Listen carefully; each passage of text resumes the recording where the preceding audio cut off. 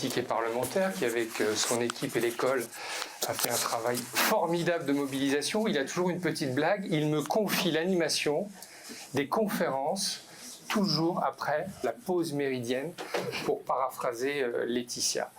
Alors je vais lancer la conférence. Merci d'être présent, et puis je pense qu'au fur et à mesure la salle se remplira.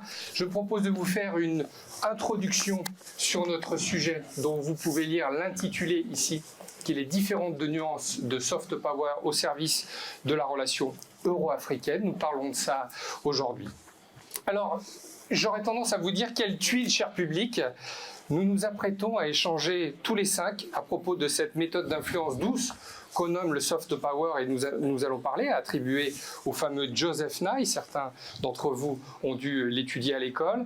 Analyser les ressources au service de la relation euro-africaine, et dans le même temps, nous apprenons que l'Académie de la carpette anglaise a égratigné notre président de la République française, Emmanuel Macron, en raison de ses nombreuses entorses à l'usage du français, dont la Constitution, dans son article 2, dispose qu'elle est la langue de la République. Le père de la Startup Nation, qui hier encore, lors de l'inauguration d'une FIAC, criait aux responsables d'institutions artistiques « Africa is so important for us », s'est vu décerner le prix annuel de l'indignité civique pour son acharnement à promouvoir la domination de l'anglais en France et dans les institutions européennes au détriment de la langue de Molière.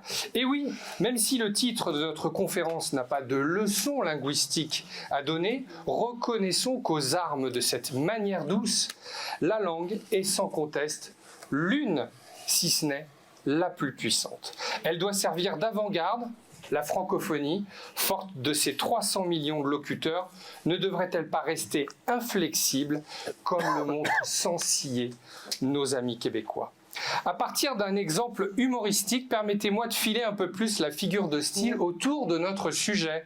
Certes, le président Macron abuserait de la langue de Shakespeare, et l'on sait sa volonté affichée au Ghana, notamment, de tendre la main à l'Afrique anglophone. Mais concrètement, ce sont des pays comme le Gabon et le Togo qui ont rejoint en juin dernier le Commonwealth, devenant ainsi les dernières nations historiquement francophones sans lien mémorable avec le Royaume-Uni à entrer dans ce club anglophone dirigé par le souverain britannique.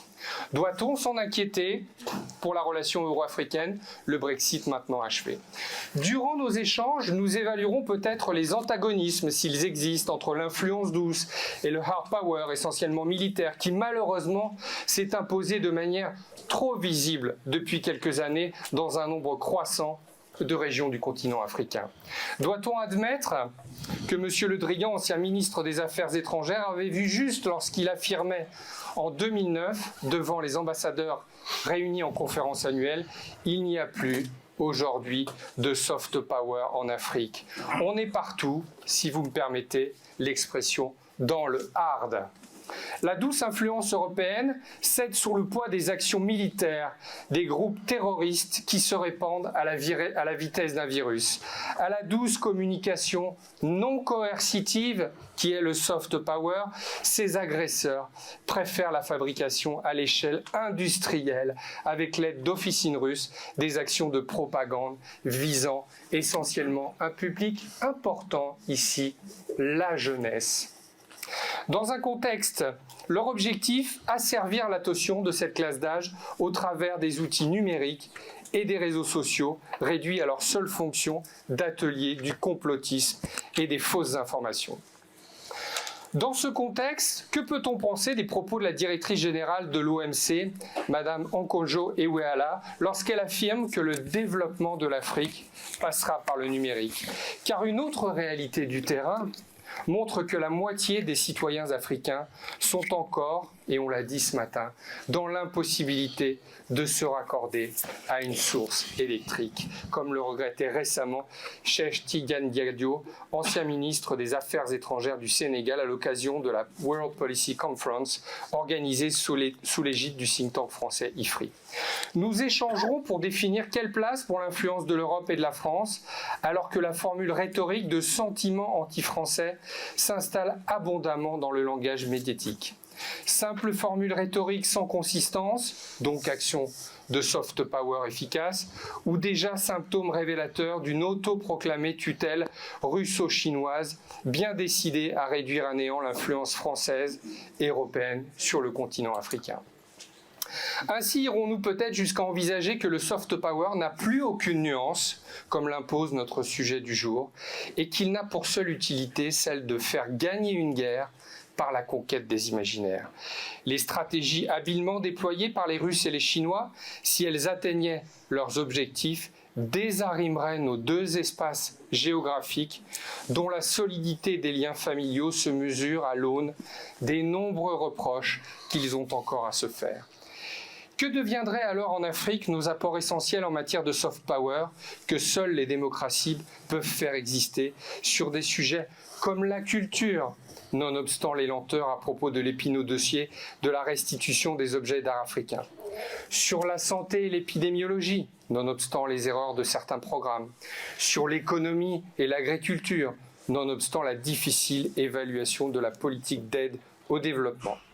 2023 est-elle pour nos invités une éclaircie au bout du tunnel, car ces régimes autoritaires qui tentent de s'introniser nouvelles tutelles se révèlent incapables, sur leur propre territoire, de laisser s'exprimer leurs artistes, de soigner leur peuple et dont les économies n'ont jamais été aussi faibles. Découvrons alors avec nos invités ce que ces nuances du soft power peuvent changer les choses et enrichir la relation entre l'Europe et l'Afrique. Pour vous éclairer et vous enrichir, j'ai accueillir sous vos remerciements sonores professeur Francine Soumy. Madame, vous êtes scientifique, épidémiologiste. J'ai bien fait de faire un peu long, les gens sont en train d'arriver. Membre de nombreux comités scientifiques internationaux, dont le Global Health Scientific Advisory Committee de la Fondation Bill et Melinda Gates, et présidente du comité scientifique de l'Institut de recherche pour le développement. Docteur Jacques Brulet, vous êtes président de l'Académie d'agriculture de France et membre du groupe interacadémique pour le développement. Vous avez occupé alternativement des postes dans le privé et le public, et notamment en tant que vice-président du Conseil général de l'alimentation, de l'agriculture et des espaces ruraux, placé auprès du ministre.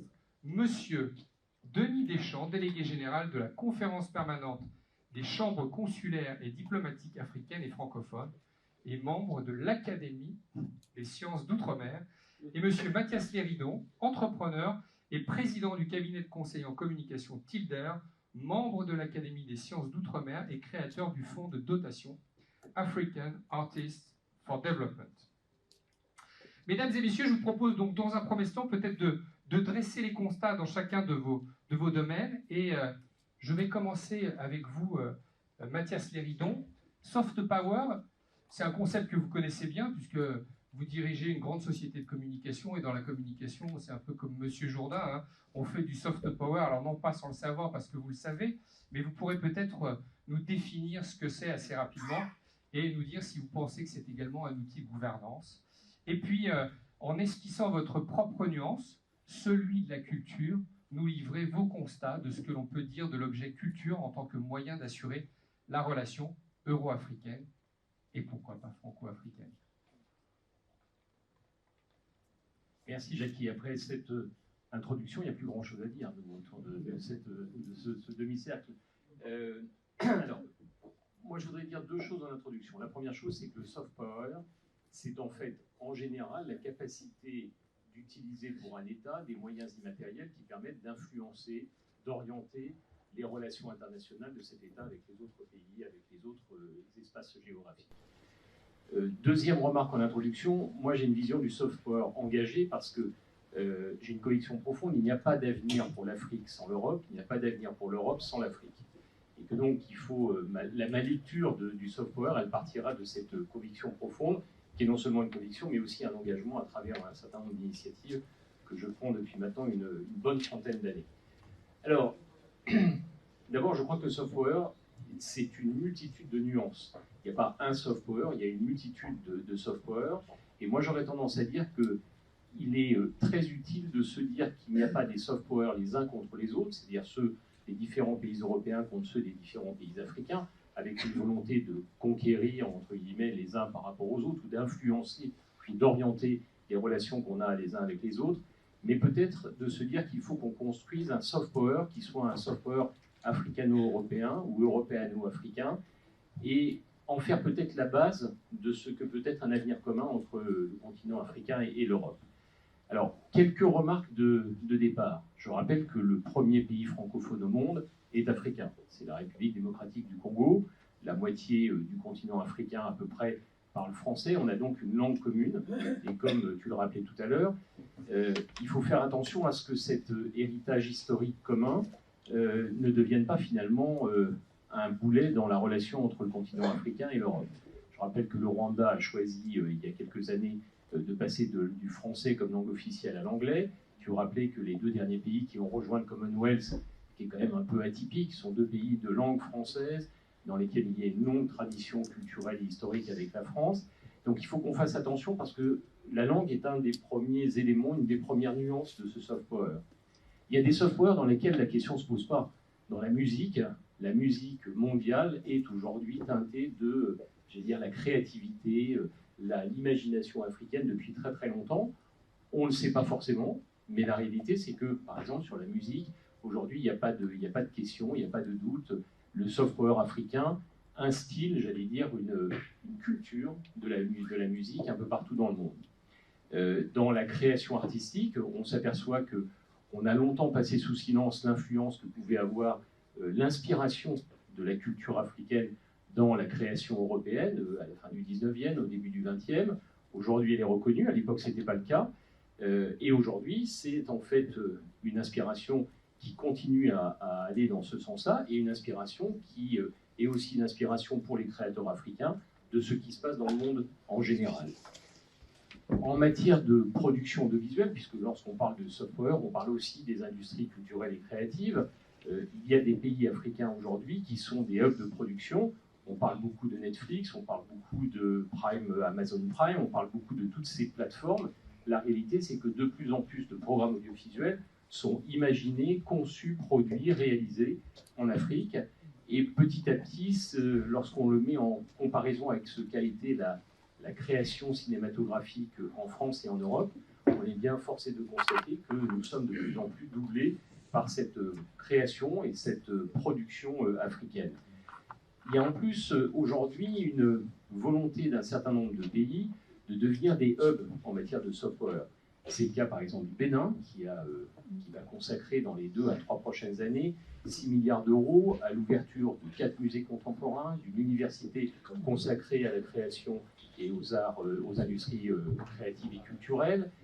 C'est le cas de l'Afrique du Sud depuis très longtemps. C'est le cas de façon plus informelle, mais avec un formidable rayonnement dans le monde entier, qui est celui de la République démocratique du Congo. Donc on a une multitude de nuances de création qui existent. Alors après, pourquoi moi je pense qu'il faut qu'on n'oppose pas nos soft power, mais qu'au contraire, on construise ensemble? Parce que je pense que lorsqu'on commence à imaginer un soft power commun, on construit un dialogue entre les peuples. Et que une des grandes manières peut-être de dépasser la question tout à fait légitime de la manière dont nous avons vu, nous, notre passé sur le continent africain, c'est probablement d'imaginer le soft power de demain, un soft power commun qui serait européano-africain. Et puis le soft power, aujourd'hui, il se développe, et tu le disais tout à l'heure, prioritairement sur les plateformes digitales, sur les réseaux sociaux, sur ce formidable instrument de diffusion à la fois de la culture, de l'information, en même temps un outil qui parfois est détourné de sa réalité, et on le voit sur les campagnes qu'il peut y avoir contre la France, utilisées par un certain nombre de pays qui ne sont ni européens ni africains. Mais la réalité, c'est que aujourd'hui, le continent africain, c'est le continent digital native. C'est celui qui, en fait, est passé de rien au monde du digital. Je rappelle que, par exemple, les offres commerciales et marketing d'Orange sont inventées à Abidjan et en Côte d'Ivoire. Elles ne sont pas inventées en France, elles sont inventées en Côte d'Ivoire et à Abidjan. Je pense que ce qu'il faut, c'est qu'on fasse en sorte de se dire que, finalement, on a autant à apprendre du continent africain que nous avons à nous aller vers ce continent en matière de soft power. Ce qu'il faut, c'est qu'il y a le fond du soft power, puis ensuite il y a la forme du soft power. Je vais ouvrir juste une petite parenthèse qui n'est pas une parenthèse dans justement ce dialogue culturel qui est celui de la restitution des œuvres d'art.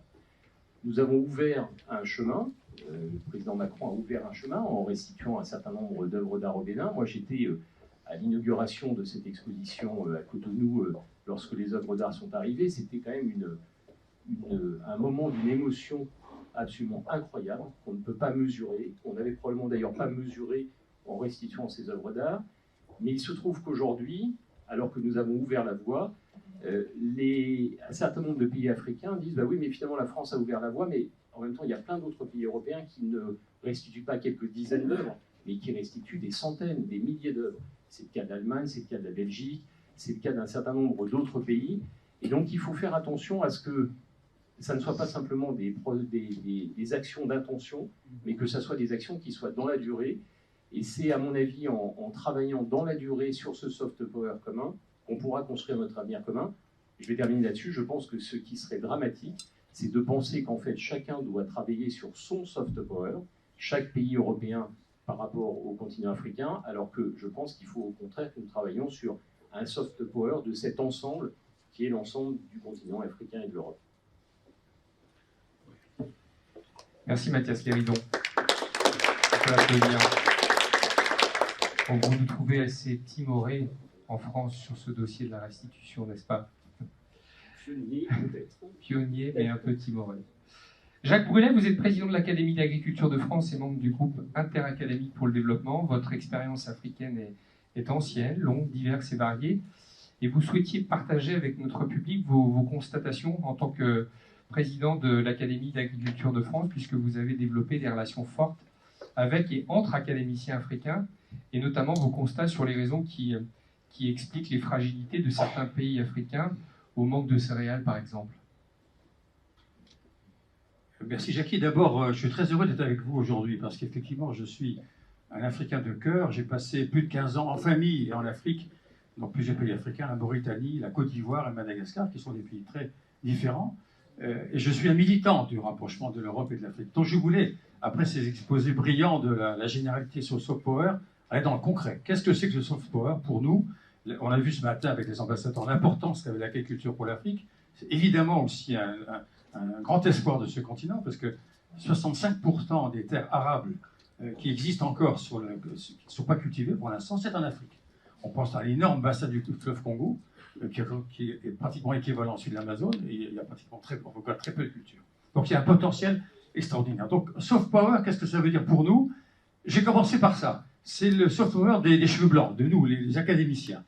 J'ai réussi, à travers l'Académie d'agriculture, à créer un réseau de mes collègues académiciens africains qui sont à l'Académie d'agriculture de France et qui travaillent en réseau entre eux. Un Sénégalais, un Béninois, un Mauritanien, un Ivoirien, un Malgache, discutent entre eux de leurs problèmes, de façon très très libre. Parce qu'on l'a dit ce matin, les pays sont un peu en concurrence, enfin, ils se jouent, ils se toisent. Et donc là, c'est tout à fait l'inverse. Et on est en particulier, entre nous, d'essayer de réfléchir à pourquoi certains pays sont en grand manque de céréales. Avec la crise ukrainienne, il y a des pays qui n'avaient plus rien, et d'autres pays qui s'en sortaient. Pourquoi? Comment? Avec quelle histoire? Et donc c'est tout à fait passionnant, nous faisons cette comparaison. C'est une façon de faire du soft power entre la France et l'Afrique que je trouve assez intéressante, mais effectivement c'est limité aux cheveux blancs, et je ne vais pas m'y appesantir.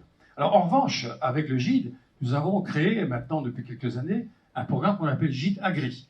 Ce programme GIDE Agri tente à promouvoir, ça a été vraiment dit ce matin. Jacques, vous pouvez peut-être nous dire ce que ça veut dire GIDE, l'acronyme? Alors GIDE, c'est le groupement interacadémique pour le développement. Tu n'as pas écouté ce matin, mais ça a été développé. Bon. C'est pour notre auditoire. Voilà. Donc le groupement interacadémique pour le développement, c'était le groupement d'une trentaine d'académies européennes et africaines qui essaient de développer ensemble, de faire du vrai co-développement. Là aussi, c'est un thème qui a été utilisé plusieurs fois et qui est un peu notre leitmotiv. Donc on a imaginé, il y a déjà 4-5 ans, de dire qu'il fallait absolument encourager l'entrepreneuriat agricole. Entrepreneur agricole, c'est deux mots qui sont importants, à notre avis, dans ces pays africains. C'était défini à Dakar. Et puis on a fait une première expérience à Abidjan, il y a maintenant 4-5 ans, dans laquelle on a mis en avant les jeunes entrepreneurs africains. Et ça a été un grand succès. Et on l'a surtout refait depuis maintenant 2 ans. Alors on a sélectionné dans 6 pays africains, aussi divers que l'Algérie, le Burkina Faso, la Côte d'Ivoire, le Cameroun, la République du Congo et Madagascar. Dans ces 6 pays, on a pris 6 jeunes entrepreneurs absolument formidables, 3 femmes et 3 hommes, très intéressants, qui sont dans cette dynamique de dire il faut absolument transformer sur place nos productions agricoles. Donc tous ont des unités de transformation des productions agricoles de ces pays pour les donner à la population locale. Alors ça a été fait, on les a choisis, on les a sélectionnés, on les a écoutés. Ensuite, on leur a donné un peu d'argent, ce n'était pas l'objet essentiel. On les a ensuite rassemblés à Abidjan, à Yamoussoukro, dans cette école qui s'appelle l'école supérieure agronomique de l'INPHB de Yamoussoukro, en Côte d'Ivoire, pour une formation commune sur le développement et qui a été extrêmement profitable. Et en plus, on leur a donné un parrain, c'est-à-dire que chacun de ces jeunes entrepreneurs avait un académicien d'expérience qui les accompagne pendant au moins 1 an sur la façon dont ils ont à développer leur entreprise, entre guillemets. Donc c'est un peu un essai, mais on est tout à fait dans ce qui a été dit ce matin, dans les choses importantes à faire. C'est-à-dire qu'il faut absolument encourager les entrepreneurs, encourager la jeunesse, encourager les femmes et les hommes, et encourager le fait qu'on transforme sur place tous les produits pour la consommation locale. Donc c'est pour nous un début de succès. Nous espérons le faire chaque année maintenant, pour justement promouvoir ce genre d'expérimentation. Et ceci m'amène à dire que le soft power, à ce niveau, s'exerce à différents niveaux. Il y a celui d'abord des écoles. J'ai parlé de l'école super agronomique de Yamoussoukro, qui est tout à fait exemplaire. Il faut savoir que le système d'école d'ingénieurs est assez propre à la France et que les Ivoiriens et les autres pays africains souhaitent développer ce genre de système. Ailleurs dans le monde, c'est plutôt les universités qui font les études techniques se font dans des grandes universités américaines, anglaises. En France, on a développé le système des grandes écoles qui apporte un certain plus à la façon dont les choses sont enseignées, qui donne un corpus plus intéressant à ce qui est enseigné, et nous sommes en train de le développer donc à travers cette école de Yamoussoukro.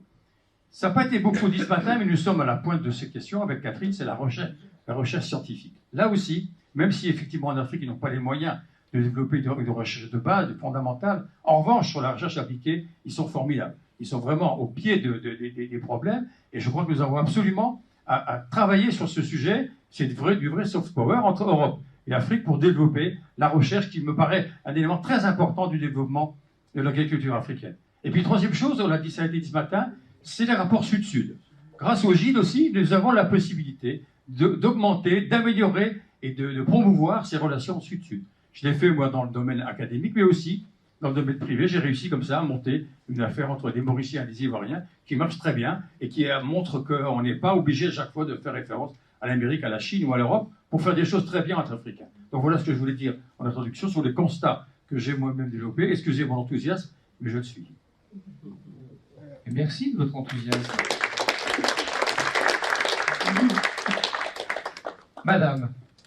Madame Francine Toumi, dans votre domaine scientifique de l'épidémiologie et du secteur de la santé, quels sont les constats qui qualifient la relation euro-africaine? On va vous solliciter pour parler de ça. Et puis peut-être particulièrement, pardon, j'espère ne pas vous mettre en porte-à-faux, parce que je crois que j'ai oublié de vous le dire tout à l'heure, alors je le dis doucement comme ça reste entre nous, mais mon petit doigt m'a soufflé que vous avez reçu la Croix fédérale du mérite allemand des mains du président Frank-Walter Steinmeier en raison de votre engagement pour la science et ses actions dans le cadre de la coopération germano-congolaise. Et peut-être pourrez-vous nous parler des différences entre la France et l'Allemagne sur ces aspects du soft power qui touchent à vos champs d'expertise. Merci beaucoup. Excusez-moi, je suis un peu grippée, donc la voix est un peu étrange. Alors, mais, monsieur le modérateur, vous avez oublié dans ma présentation la chose, je dirais le point le plus important, c'est que je suis présidente de la Fondation congolaise pour la recherche médicale au Congo. Et pour moi, c'est le point le plus important parce que justement, c'est une position qui me permet d'apprécier la collaboration entre le Nord et le Sud et les relations Sud-Sud. Donc, alors d'abord, dans le constat, en matière de recherche, c'est vrai, je suis épidémiologiste des maladies infectieuses, mais quand on regarde la contribution scientifique, l'Afrique, 2,6% de la contribution scientifique mondiale. Ensuite, quand on prend l'Afrique, il y a une différence, malheureusement, entre les anglophones et les francophones. Le dynamisme est mis se trouve dans les pays anglophones, le Kenya, l'Afrique du Sud, qui sont en tête du peloton, et l'Afrique centrale en particulier est la dernière du peloton, et je viens d'Afrique centrale, donc c'est un constat cruel, mais véridique. Donc, il y a déjà en science cette différence en Afrique. Ensuite, ce qu'on constate, les 3/4 des budgets sont fournis par et sont extramuraux, en dehors du continent. Et pour le coup, l'Europe, en matière de soutien à l'Afrique, est extrêmement important, en particulier via le partenariat Europe-Afrique, le DCTP, qui ces 20 dernières années a permis vraiment le développement de la recherche biomédicale en Afrique, et en utilisant un nouveau modèle, justement dans ce partenariat Europe-Afrique, où la France est un des très grands contributeurs, ainsi que l'Allemagne, permettent pour la première fois aux Africains d'être porteurs de projets de plus d'1 million d'euros, de projets ambitieux, parce que pendant très longtemps, jusque dans les années 2000, les gros projets, les investigateurs principaux étaient les Européens, et bon, les groupes de recherche africains accompagnaient le projet. L'idée principale ne venait pas des scientifiques africains. Cela a changé maintenant, et donc il y a ainsi mis en place donc des réseaux d'excellence. Bon, moi, je dirige un des réseaux d'excellence d'Afrique centrale. Il y a des réseaux d'excellence dans les différentes régions d'Afrique. Mais c'est très important parce que justement, en utilisant la science, on pose des questions qui répondent vraiment à nos besoins, et en tenant compte de nos situations, de nos forces et faiblesses, les problèmes d'électricité, etc. Donc, ces réseaux d'excellence soutenus par EDCTP, la Commission européenne et les pays membres européens, est vraiment un poids extrêmement important comparé au soutien du NIH des États-Unis ou du Japon. Ils sont tous ces, même si les budgets, les subventions augmentent, sont beaucoup plus faibles. Maintenant, malheureusement, que constatons? La langue de la science, malheureusement, c'est pas le français, c'est l'anglais. Donc là, déjà, il y a un souci. Bon, mais cela n'explique pas que l'Afrique francophone soit derrière l'Afrique anglophone. Mais pour le moment, la France n'est pas parvenue à changer cela. La langue de la science reste l'anglais. Deuxièmement, les 3/4 des scientifiques africains ont été formés en France, moi-même aussi. Mais que se passe-t-il? La France forme, et puis les autres pays continuent le développement du bébé, de l'individu, et quand l'individu est mûr, disent voilà, nous on forme X tel scientifique africain, c'est grâce à nous. Je dis presque. Pardon? Il y a des gens qui font une conférence derrière, des conférences, une conférence, mais vous. Vraiment, on veut écouter. Merci de votre attention. Et donc, la visibilité de la France ne met pas beaucoup de visibilité sur ses efforts, sur les scientifiques qu'elle forme, ce qui fait que dans mon domaine, les maladies infectieuses, professeur Ogobara Dumbo, qui a été un de nos champions, ce sont les Américains qui lui ont donné voilà, une plus grande visibilité. Moi-même, vous venez de nommer la Croix fédérale allemande. J'ai été formée en France, mais c'est vrai que ma carrière, j'ai pu avoir une très grande visibilité parce que l'Allemagne m'a poussée derrière, m'a soutenue. Donc, il y a comme la France, on a l'impression qu'elle donne les moyens de base, et après, elle s'en désintéresse, et après, on oublie presque qu'elle a été à l'origine des efforts. Et vous parliez de l'Allemagne, est-ce que l'Allemagne s'est valorisée un peu mieux ce point-là de votre expérience? En prenant mon propre exemple, justement, j'étais dans des organismes internationaux, et l'Afrique centrale inexistante, j'ai quitté ma place dans les organismes internationaux pour repartir dans la recherche, et je suis repartie au Congo, diriger la Fondation congolaise pour la recherche médicale. Mais, dans le même temps, j'étais passée par l'Allemagne, et mon patron en Allemagne, à l'Institut de médecine tropicale, voulait que je reparte, ne voulait pas me perdre. Et donc, il y a eu un deal, à savoir, j'ai dit, moi, mon investissement doit être en Afrique. Je ne me vois pas continuant à travailler en Allemagne. Il y a beaucoup de très bons scientifiques allemands. Je ne verrai pas ma contribution alors que le Congo a besoin de moi. Donc, pas de problème. Nous, on veut vous garder. Vous allez donner-nous 30% de votre temps et puis 70%, vous le passez au Congo. Et je peux avoir ma promotion, je serai évaluée comme les scientifiques allemands et pouvoir continuer ma carrière. Donc, tout en bénéficiant du soutien de l'université allemande, j'ai pu développer les capacités au Congo, mettre en place le centre de recherche, continuer à avancer. Donc, c'était vraiment gagnant-gagnant pour moi, complètement gagnant-gagnant. Et donc, tout en pouvant vraiment apporter aux jeunes Congolais tout ce que je pouvais. Et ce modèle, il ne me semble pas qu'il existe, par exemple, en France, pouvoir avoir des chaires de professorat basées complètement en Afrique, mais avec le soutien de loin. Ça, je trouve que c'est un modèle tout à fait original et qui permettrait peut-être d'éviter beaucoup de fuites de cerveau. Merci. Alors, si vous pensez que la grippe, c'est ça, détrompez-vous. C'est parce que Madame Toumi a une énergie débordante, mais la grippe, ce n'est pas ça en vrai. Non, j'ai pas la grippe. Denis Deschamps, de votre point de vue, que peut-on dire du rôle éminent du secteur privé dans le développement? C'est quelque chose qui vous intéresse beaucoup. Expliquez-nous finalement, comme disait Montesquieu, comment le doux commerce est une nuance de soft power, en tout cas au regard de ce qui intéresse notre conférence. Je dois comprendre qu'il y a 2 tours de table. Constat, Oui, il y a 2 tours de table. proposition, même si on a déjà empiété. Vous ne répondez pas à ma question. Il y a 2 tours de table. C'est ça, il y aura normalement 2 tours de table, Merci si beaucoup. le temps le permet. Alors, je suis Denis Deschamps, donc je suis bien le délégué général de la conférence permanente des chambres consulaires africaines et francophones, de mots diplomatiques et de trône, mais je le prends ce que vous voulez. C'est très agréable que finalement Nous sommes assez flatteurs. nous faisons de la diplomatie économique.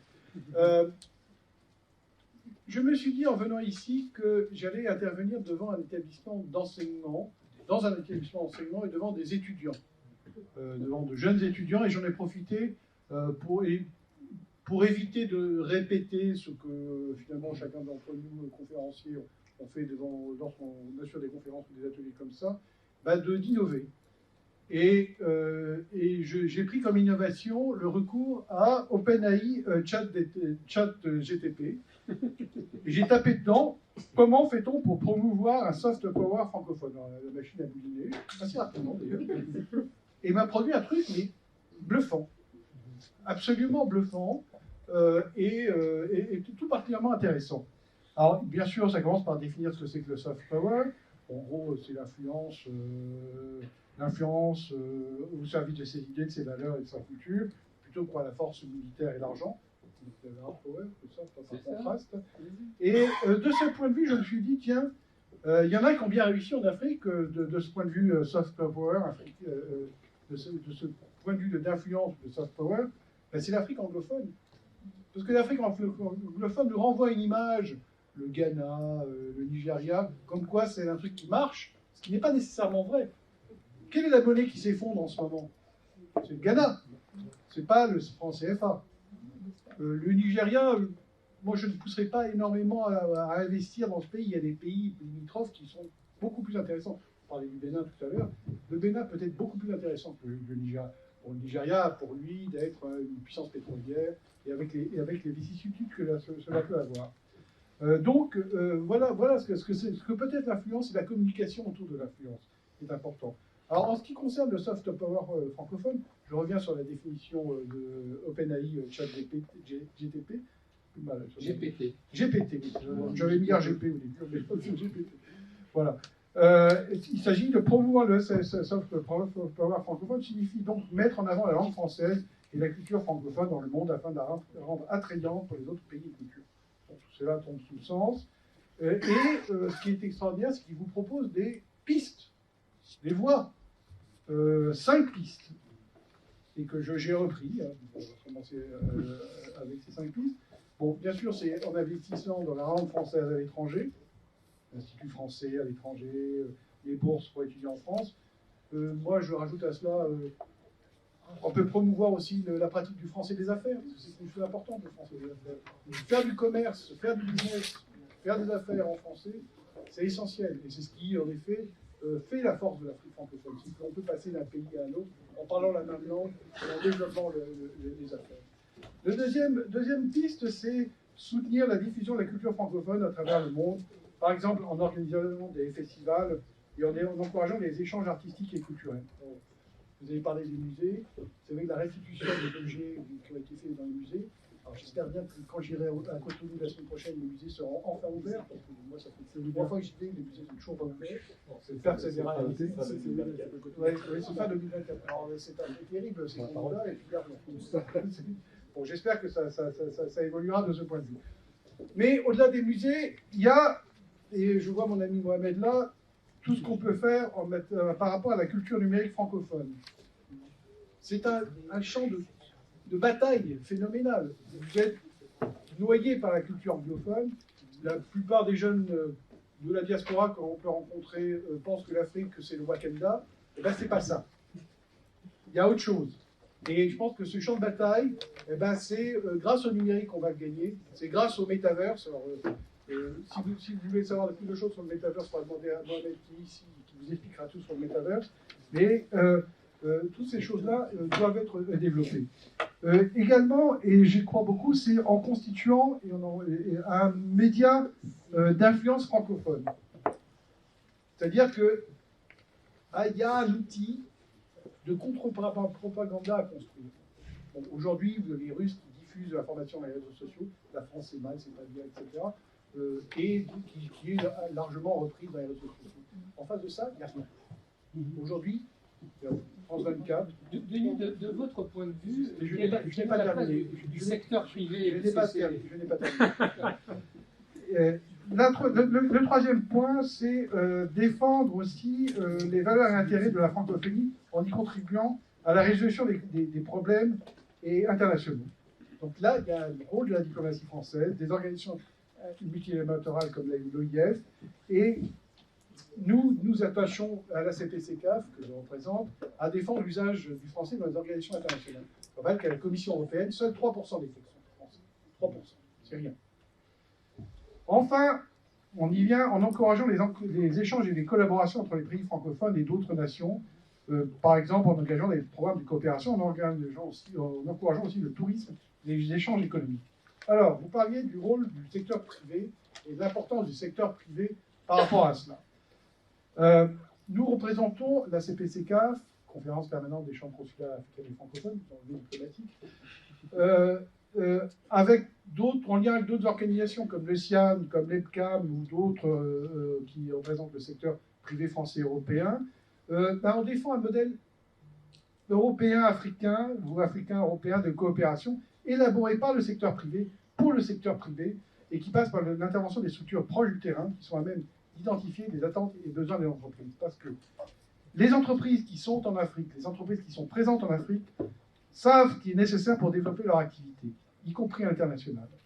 Donc, le secteur privé, on considère que le secteur privé doit pouvoir être systématiquement associé aux différentes initiatives prises par les organisations intermédiaires, comme les chambres consulaires, les organisations intermédiaires, pour contribuer à la facilitation des affaires et, partant de là, à la formalisation de l'économie en Afrique. Alors, je dis le mot formalisation, et alors après, là, on ouvre des portes, il y a beaucoup de choses à dire sur le sujet. En tout cas, nous croyons, et j'en aurai terminé sur cette première partie, au nécessaire dialogue public-privé, bien entendu, mais aussi à un partenariat privé-privé qui passe par le renforcement préalable des corps intermédiaires, des organisations représentatives des entreprises, au travers d'actions qui sont menées par la CPCCAF et d'autres, avec des partenaires internationaux et français. Et j'y reviendrai dans un deuxième temps. Merci Denis. Mathias, on va passer un peu aux solutions. Vous avez plein d'exemples à nous donner. J'espère que vous nous parlerez un peu de cette œuvre d'art qui est partie dans l'espace et tout. Moi, je trouve ça passionnant. Peut-être que c'est épiphénoménal de votre point de vue. De votre point de vue, doit-on faire du soft power entre l'Europe et l'Afrique, le ferment d'un avenir commun, se souvenir de la relation passée, comme vous l'avez dit, mais avant tout, penser à l'avenir. Et c'est vrai que le point commun de vos interventions, comme les interventions de ce matin, c'est finalement d'inciter le continent à développer lui-même ses solutions et de sortir un peu de cette relation tutélaire qui a pu être une relation ancienne. Est-ce que vous pourriez nous parler de ça du point de vue de la culture, Mathias? Alors, d'abord, moi, il y a deux choses qui me frappent. La première, c'est que je n'aime pas le terme développement. Le terme développement, c'est un terme qui laisse penser qu'il y a quelqu'un qui va développer l'autre. Moi, je préfère qu'on imagine l'avenir commun entre le continent africain et européen comme une logique d'investissement de l'Europe en Afrique et d'investissement de l'Afrique en Europe, et qu'on arrête cette politique de coopération, de développement qui, à mon avis, ne représente absolument plus l'avenir de nos deux continents, ne représente plus que les jeunesses, les jeunes générations de nos deux continents en souhaitent. Donc voilà, ça c'est une première remarque, et je pense que dans le soft power, c'est très important. La deuxième chose, c'est qu'il faut peut-être, et je vais parler évidemment de la partie culturelle et artistique, il faut essayer de dézoomer un peu. Le vrai enjeu, c'est pas l'enjeu de la France sur le continent africain. Je rappelle que l'Union européenne, c'est 450 millions d'habitants. Le continent africain aujourd'hui, environ 1,5 milliard d'habitants. Nous sommes en baisse, le continent africain est en hausse. L'enjeu, c'est de savoir quelle est l'influence de la Chine en Europe et en Afrique dans les 25 prochaines années. Je rappelle que dans le grand plan de développement de la Chine, il est marqué, il est écrit qu'il faudra que la Chine détienne une grande partie des terres arables africaines si elle veut nourrir la population chinoise dans les 30 prochaines années.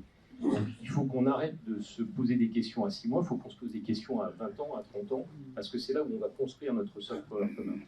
Dans le domaine artistique, il y a un énorme avantage, c'est que en fait, le premier mouvement panafricain, c'est celui des artistes. Les artistes contemporains, ils ne se posent pas la question de savoir s'ils appartiennent en fait à telle ethnie, telle nationalité. En fait, ils sont dans une logique de mise en réseau au sein du continent africain. Et il y a de formidables initiatives. Alors certes, les musées au Bénin ne seront pas ouverts la semaine prochaine. Enfin, je rappelle quand même qu'on a mis un certain nombre d'années à ouvrir les nôtres en France, donc je ne vois pas pourquoi ça irait plus vite en Afrique, parce que c'est en Afrique. Il faut du temps pour construire un musée, pour bien le construire, pour faire en sorte qu'on le construise pour l'éternité, non pas pour simplement faire une ouverture à un moment donné sur une exposition. La réalité, c'est que le 4e musée mondial, il est en Afrique du Sud, il s'appelle le Zeismoka Museum. C'est un immense musée qui aujourd'hui est le premier musée d'art contemporain africain dans le monde. Il n'a peut-être pas ce rayonnement, mais il a tout pour faire en sorte d'être dans la grande compétition internationale. La réalité, c'est que il n'y avait jusqu'à il y a 3 semaines pas eu un seul homme, une seule femme, un seul mouvement, un seul objet africain dans l'espace. Le premier objet africain dans l'espace est parti donc le 14 décembre de Kourou. Il était sur la coiffe de la fusée Ariane 5 qui a envoyé le nouveau satellite d'observation météorologique du continent africain, piloté par EUMETSAT pour l'Union africaine. Et donc ça veut dire que la manière en fait dont le continent africain invente son soft power, c'est une manière africaine. Il faut qu'on arrête de penser qu'on va nous imposer une manière européenne dans la création d'un soft power africain. Il faut qu'on imagine intégrer dans notre soft power européen un certain nombre d'éléments africains. Je ne veux pas me substituer à ma voisine, qui est une brillante épidémiologiste et biologiste, mais la réalité, c'est qu'en République démocratique du Congo, les épidémies d'Ebola, il y en a chaque année. On sait qu'une épidémie, elle se traite d'abord par une approche culturelle avant d'être une approche médicale. La réalité, c'est qu'en France, on nous a quand même expliqué officiellement que l'approche culturelle, c'est-à-dire mettre un masque, ne servait à rien et qu'il fallait une approche médicale, c'est-à-dire des vaccins. Ne déflorez pas plus. Donc, moi, je dis juste que nous avons tout autant à apprendre les uns des autres, et en tout cas, dans le domaine culturel, dans le domaine de la création artistique, dans le domaine de tout ce que sont ces industries culturelles et artistiques, la réalité, c'est qu'il y a toujours eu un échange entre l'Europe et l'Afrique, et aujourd'hui, ce qu'il faut, c'est aller bien au-delà de la restitution. Il faut construire en commun. C'est-à-dire qu'il ne faut pas simplement dire, ça y est, finalement, on a soldé le passé parce qu'on a restitué, et heureusement, un certain nombre d'œuvres d'art qui appartenaient à ces pays africains, qui ont été volés par un certain nombre de pays européens. On ne va pas réécrire l'histoire. Moi, je ne fais pas partie de ceux qui disent qu'il faut réécrire l'histoire. Mais le fait d'avoir restitué un certain nombre d'œuvres d'art, ça ne suffit pas. Ça voudrait dire simplement qu'on considérerait qu'il les Africains ont le droit de regarder leur création, mais pas la création contemporaine européenne ou occidentale en général, qu'elle vienne de n'importe quel autre continent. Il faut aller plus loin, il faut échanger notre culture, notre soft power, avec celui du continent, avec celui des pays du continent. Et en tout cas, ce qui est certain, c'est que la langue, le partage d'une langue, c'est quand même un élément qui est un socle très important. La réalité, c'est qu'aujourd'hui, la France ne fait, puisqu'on est français, on parle français, ne fait aucun effort de manière majeure sur l'enseignement de la langue française sur le continent africain. On peut me raconter ce qu'on veut sur les instituts culturels, sur toutes ces initiatives qui sont prises. Ça n'est rien du tout par rapport à ce que font aujourd'hui les pays de langue anglaise sur le continent africain. Et le jour où l'ensemble des pays africains basculeront du français à l'anglais, la réalité de l'organisation, de la création de ce soft power comme un socle commun de notre avenir deviendra beaucoup plus compliquée. Et pour ce qui est de la circulation du soft power artistique, moi je dis aujourd'hui, quand vous êtes un artiste congolais, de la République démocratique du Congo, avoir un visa pour venir en France, c'est impossible. Comme si finalement on pensait que l'ensemble de ceux qui créent le soft power africain n'auraient une seule volonté, une seule idée fixe, ça serait de vivre sur le continent européen. Mais pardon, tous mes amis artistes africains n'ont pas envie de vivre en Europe, ils ont envie de venir en Europe, ils ont envie de travailler avec les Européens.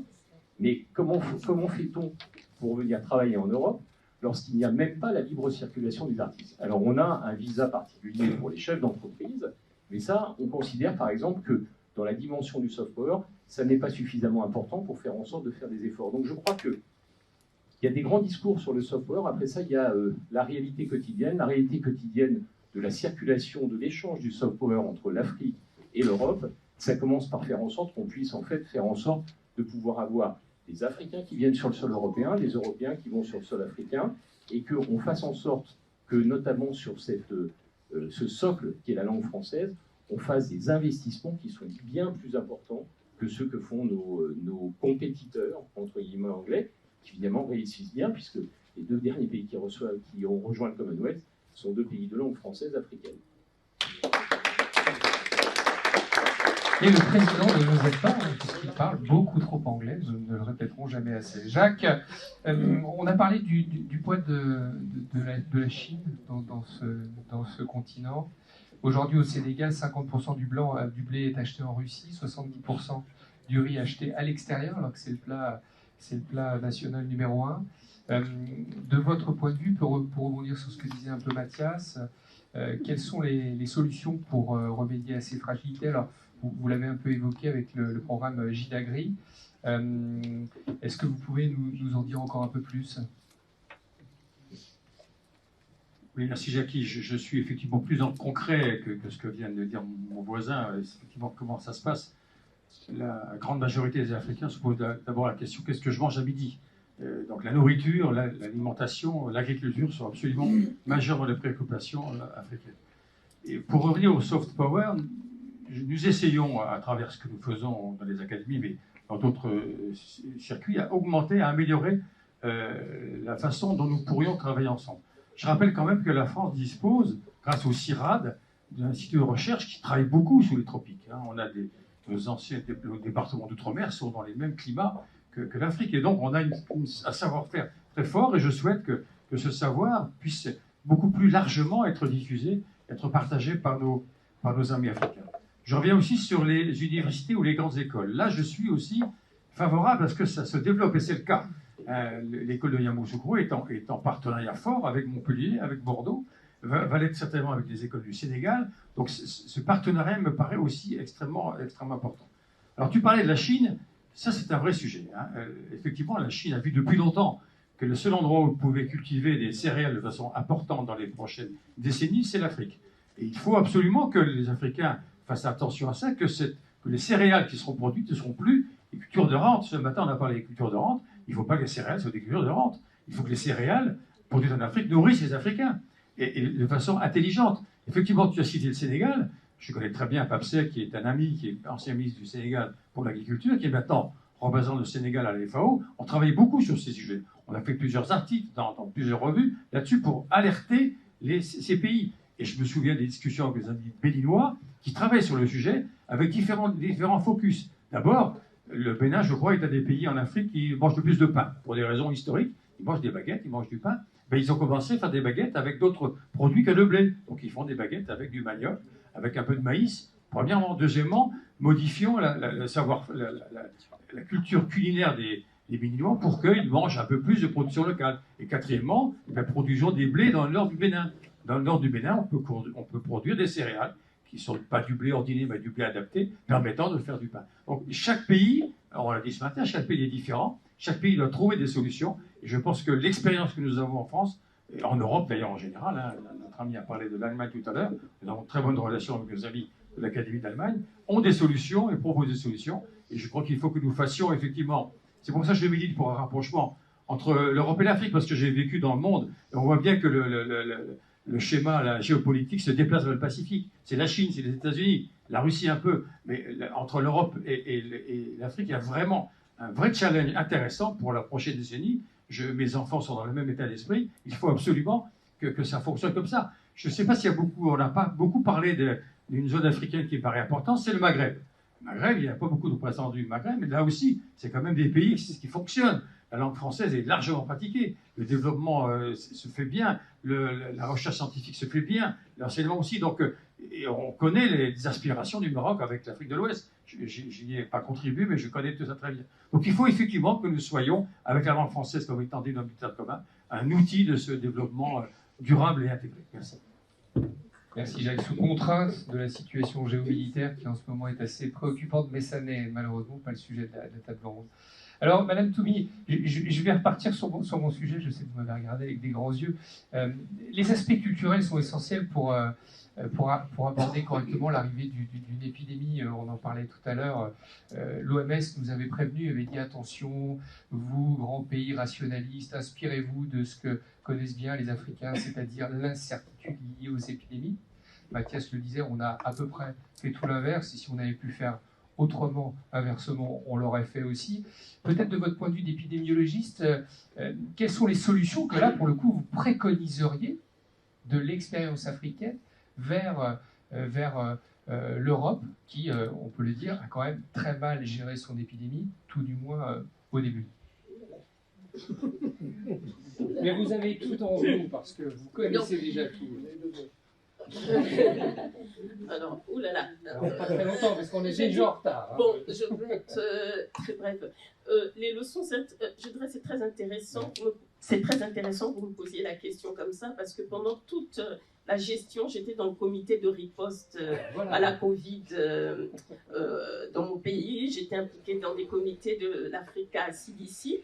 Et justement, ma grande, pas colère, mais critique était que souvent, malheureusement, c'était des copier-coller de ce qui se passait dans le Nord.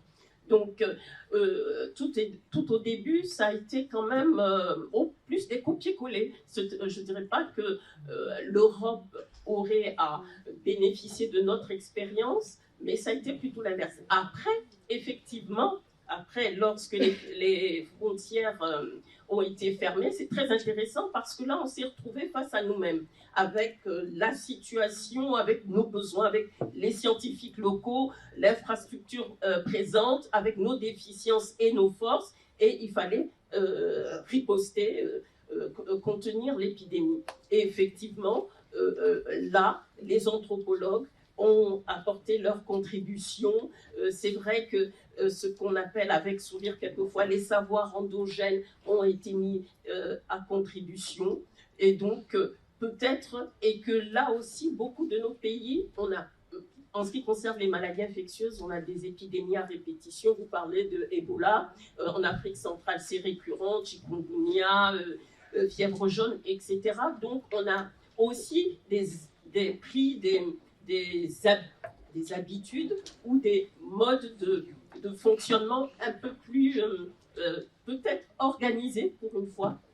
Et donc, on a peut-être, à ce moment-là, mieux géré la pandémie, peut-être que dans le Nord. Culturellement, comment les Africains s'occupent mieux de leurs problèmes, comme les parents s'occupent des problèmes de leurs enfants, que n'ont su le faire les Européens?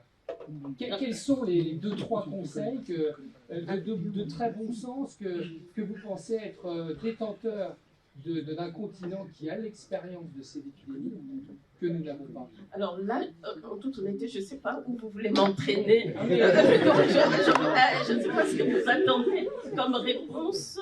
Je ne vois pas. Là, je suis désolée, je vois. Pardon? Peut-être la pharmacopée traditionnelle.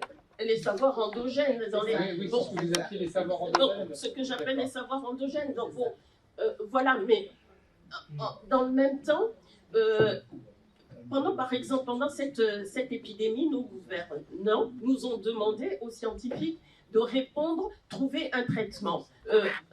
Bon, donc les tradithérapeutes ont beaucoup travaillé à ce moment-là avec les scientifiques pour essayer de trouver des solutions. Bon, maintenant, malheureusement, nous ne sommes pas allés plus loin parce que aujourd'hui, on n'a pas mis un phytomédicament sur lequel on puisse dire que il traite la Covid. Donc, voilà. Maintenant, dans la gestion par rapport aux enfants, je ne sais pas ce que je peux vous dire. Nous vivons, si vous voulez que je vous dise, pendant cette épidémie, ce qu'on entendait dans le Nord, voilà, il faut éloigner les personnes âgées, plus exposées.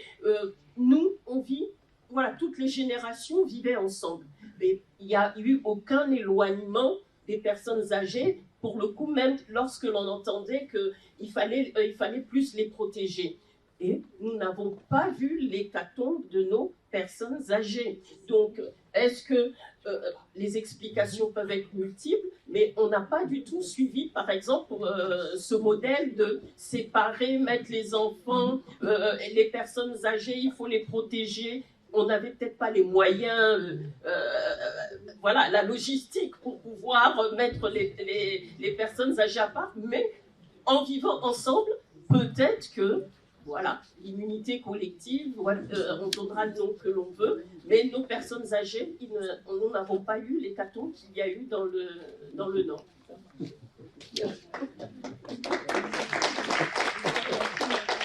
Merci Denis. Pour conclure assez rapidement, alors vous ne me ressortez pas votre truc GPT-3, hein, parce que sinon je vous coupe le micro, je ne sais pas comment je vais le faire mais à distance. Vous devriez essayer, c'est vachement bien.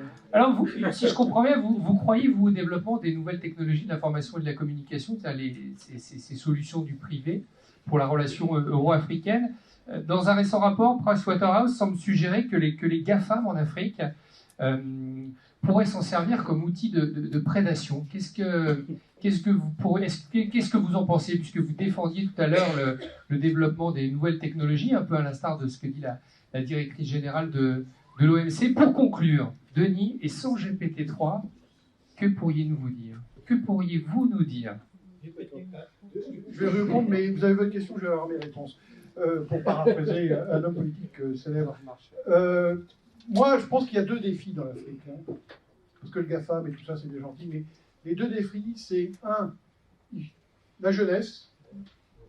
En 2050, 50% de la population africaine aura moins de 25 ans. Le Kenya a décidé de former systématiquement au code tous les enfants. Oui, mais bon, là-dessus, il y a des débats. C'est quoi former au code? C'est quel niveau on forme, etc. Donc, des experts pourront vous en parler. C'est une chose importante, et la jeunesse, c'est une qualité en Afrique. C'est le fait que moi, ce que j'apprécie particulièrement en Afrique, c'est la musique nigérienne. Et j'apprécie la musique nigérienne parce que c'est super. Et en plus, c'est le truc qui supplante le rap. Grâce à la musique nigérienne, on va voir disparaître le rap. Alors ça, c'est un bonheur absolument. La jeunesse aussi, c'est parce que la jeunesse, c'est l'entrepreneuriat. Tous ces jeunes Africains, Dieu merci, bon, grâce à Dieu, ne veulent pas devenir fonctionnaires.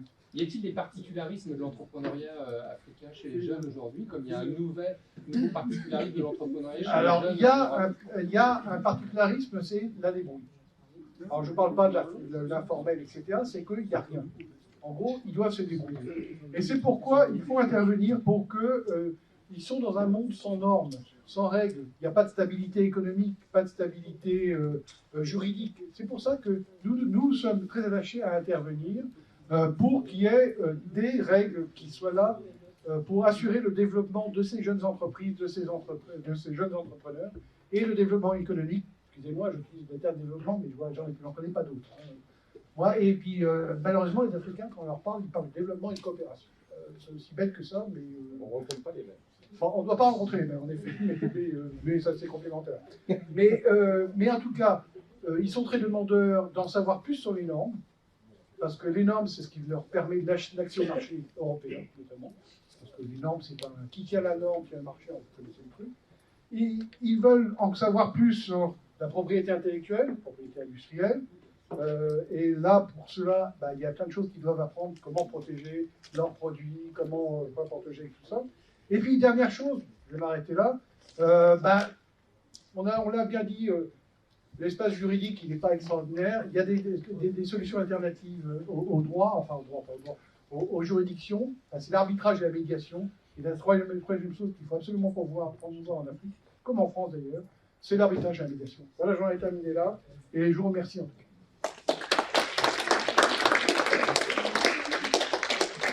Merci à tout le monde. On est très en retard, désolé, cher Arnaud. Et vous l'avez compris, si vous voulez parler business avec Denis, il pourra aussi vous parler de musique nigériane. Il faut être complet dans la vie. Merci à tout le monde. Merci madame, merci messieurs, et merci au public.